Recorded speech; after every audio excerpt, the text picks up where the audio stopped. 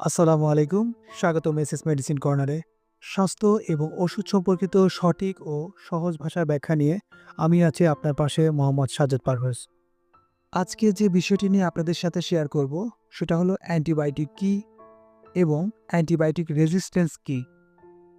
Antibiotic antibiotic হলো এক ধরনের অ্যান্টিমাইক্রোবিয়াল বা জীবাণুনাশক ঔষধ যা ব্যাকটেরিয়া ঘটিত সংক্রমণ নিরাময়ে ব্যবহৃত হয়।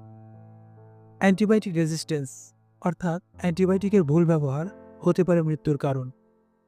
কিভাবে? আমরা যখন প্রয়োজন ছাড়া অ্যান্টিবায়োটিক খাই, কম ডোজে খাই বা মাঝপথে বন্ধ করে দেই, তখন সব ব্যাকটেরিয়া মারা যায় না। কিছু শক্তিশালী ব্যাকটেরিয়া বেঁচে যায়, আর সেই বেঁচে যাওয়া ব্যাকটেরিয়াই পরের বার আরও শক্তিশালী হয়ে ফিরে আসে। এভাবে জন্ম নেয় রেজিস্ট্যান্স। স্বাস্থ্য ঝুঁকি। কিন্তু ভালো খবর হলো এই বিপদ আমরা নিজেরাই কমাতে পারি। কিভাবে? ডাক্তারের পরামর্শ ছাড়া অ্যান্টিবায়োটিক খাবেন না। প্রেসক্রিপশনে যতদিন বলা আছে ঠিক ততদিনই ওষুধ খাবেন। ভাইরাল রোগে অ্যান্টিবায়োটিক চাইবেন না। নিজে সচেতন হন, পরিবারকে সচেতন করুন। এই ভিডিওটি যদি আপনার উপকারে আসে তাহলে লাইক দিন, শেয়ার করুন এবং এমন আরও সহজ ভাষায় মেডিকেল ভিডিও পেতে এসএস মেডিসিন কর্নার চ্যানেলটি সাবস্ক্রাইব করুন।